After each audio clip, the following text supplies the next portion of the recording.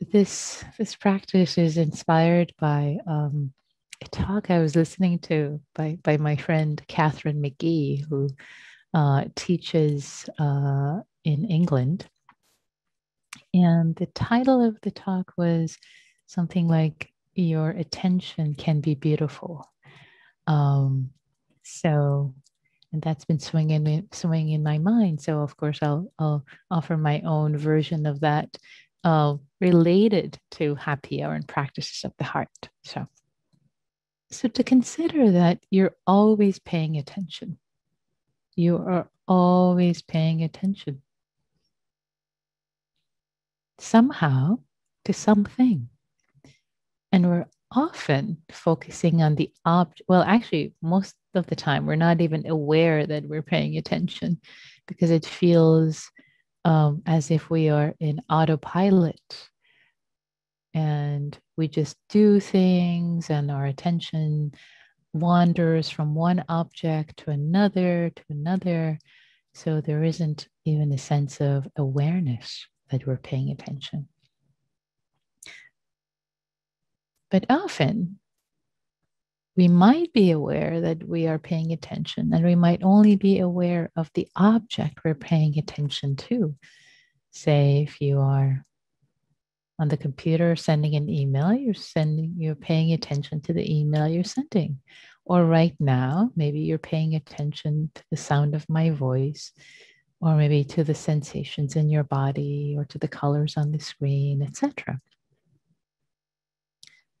Now, just as important as to what we're paying attention to is how we are paying attention. What is the quality? Is our attention tight? Are we tightening the body, trying to bear down, say, on the breath in order to get concentrated? Yes, perfectly good intention, beautiful intention to settle the mind, etc. And yet, how are we engaging? What is the quality of the attention? Is it tight? Is it way too lax? Is it just wandering from one object to the next, etc.? Is the quality that attention is imbued in, is it judgmental? Is it grabbing? Is it grasping? Is it perhaps pushing away the object it's aware of? So becoming aware,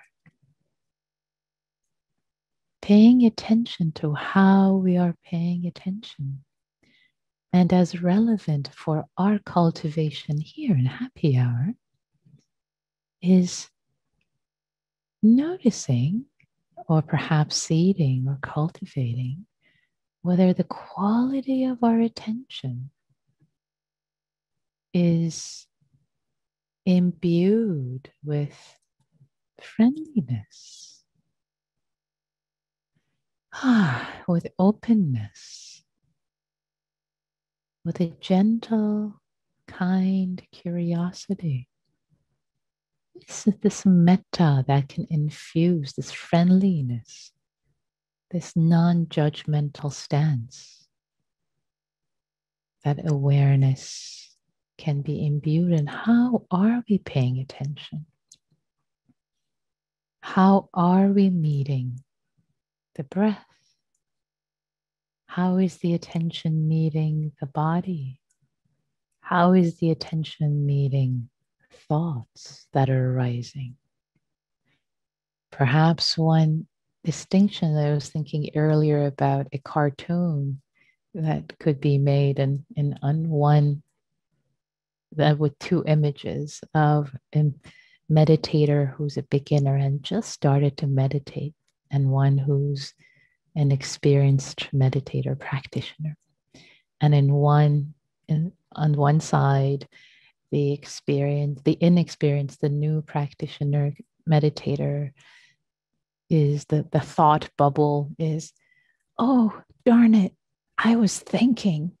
Oh, I was thinking again. This is terrible. I can't do this thing. I can't do this meditation thing. I'm a failure. I'm a loser. My mind keeps wandering. I must be defective. Everybody else can just be clear and spacious. And I keep thinking, okay, that's on the right hand side.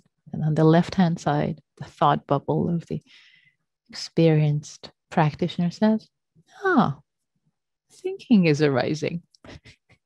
Thinking is arising, or thinking has arisen. It's just like that.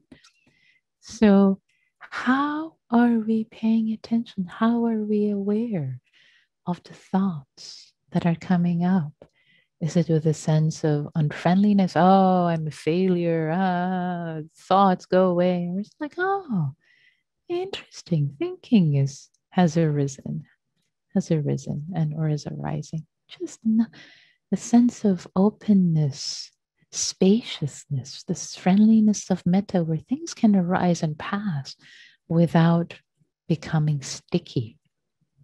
So in the practice today, I've said plenty to frame our practice, inviting us with metta, with kindness, with ease, to become aware of how we are paying attention. And in that way, may our attention become beautiful. May our attention become filled with this ease, spaciousness, this quality, this freeing quality of the heart and mind.